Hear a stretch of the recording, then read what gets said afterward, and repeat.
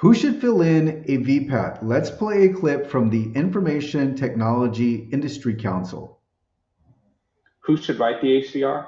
The ACR should be written by people involved in the product development, people who have access to the accessibility testing results, people who understand and know accessibility. The ACR is a technical document and not marketing document. So it needs to be fact-based.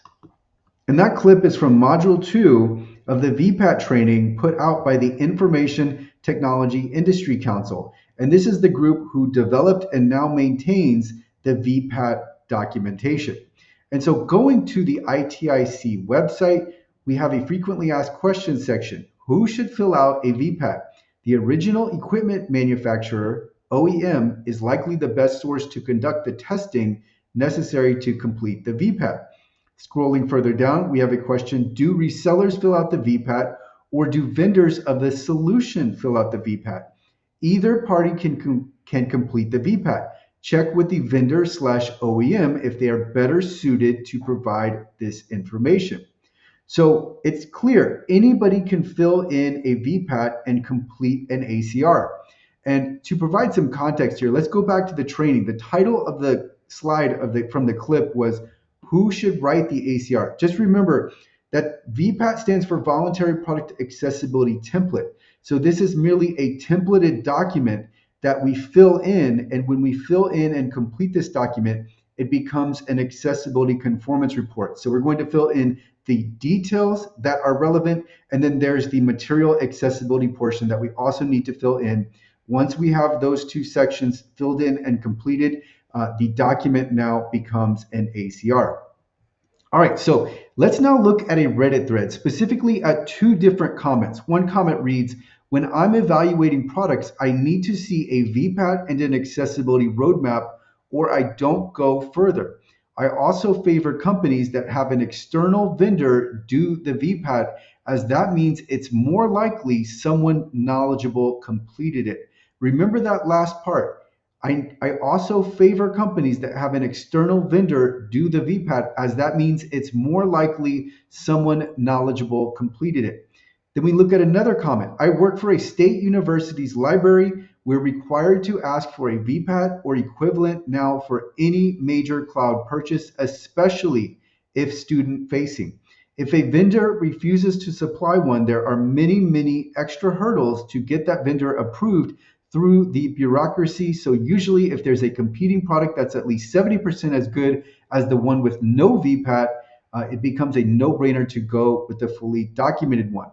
So here we have comments from buyers and procurement agents in the private marketplace, and they are stating, one, that they are looking for ACRs. Just keep in mind that the terms VPAT and ACR are used interchangeably in the private marketplace, but they are looking specifically if a vendor has an ACR. And then one commenter wrote that he is specifically looking, he's scrutinizing the ACR and favoring companies who have an external vendor who is filling in and completing the VPAT, as that means it's more likely someone knowledgeable completed it.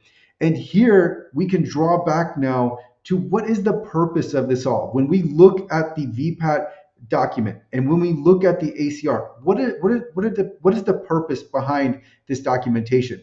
Well, with the VPAT, now we have a standardized template that we can use to evaluate different products and services against each other. So not only do we have an accounting of the accessibility, but we have an easy way to compare the accessibility of products and services. And with the ACR, we have an accounting of the accessibility that really accurately is supposed to accurately reflect a product or service's state of accessibility.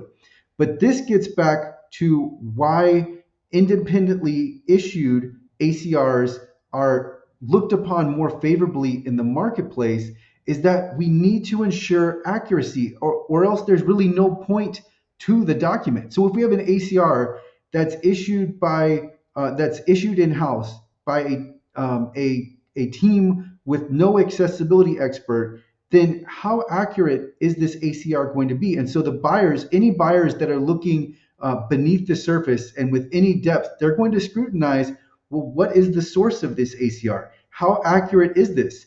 And if they find out that the ACR isn't accurate, then they're going to completely disregard that. And so as the marketplace is becoming more educated and more sophisticated, this will increasingly happen. And when I'm talking to clients, I am finding out that they are getting requests from their buyers, and their buyers are scrutinizing the ACR and they're asking them, do you have an ACR? They'll use the term VPAT. Do you have a VPAT?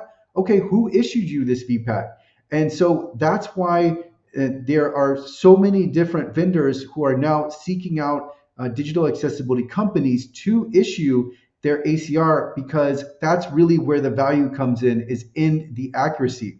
And then there's also the potential for bias if an ACR is issued in-house, because obviously a digital accessibility company is going to want to reflect their accessibility in the most positive light possible. Sometimes there will be an outright embellishment of the accessibility.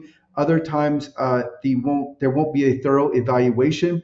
And so that gets at the fact that you do need an audit to complete an ACR, to accurately and completely fill in the VPAT document. You need that audit because we need to have an accounting for all of the criteria in the standard in which we are using to grade our digital asset against. So we need to have the underlying audit. And then going back to the training slide once again, he has a bullet point here that says, have access to accessibility testing results. So you need that access to the audit. So you can have an audit. You can go to a digital accessibility company, ask for an audit, and then go ahead and fill in your own VPAT to complete an ACR. But what is most practical is that you're going to have that digital accessibility company go ahead and fill in and complete the VPAT to get an ACR, and then they're going to give you that ACR. And so that way it will be independently issued, and that ACR is going to be looked at more favorably because it's more likely that you have an accessibility expert who is a technical expert in accessibility. They have audited the product or service, and then it's much more likely that that ACR is going to be accurate, which is the point of all of this. So that is what buyers and procurement agents are looking for. So yes, you can absolutely fill in your own VPAT, but then it gets back to, well, is this going to actually work in the private marketplace? And I can tell you the trend is going against in-house issued ACRs. So that's why, yes, you can create your own ACR, you can fill in your own VPAT, but it's going to work out the best if you have the ACR independently issued. So if you need help with VPAT services and getting an ACR for your product or service, accessible.org offers these services, and I will include links to our services page in the description, as well as the pricing page in the description.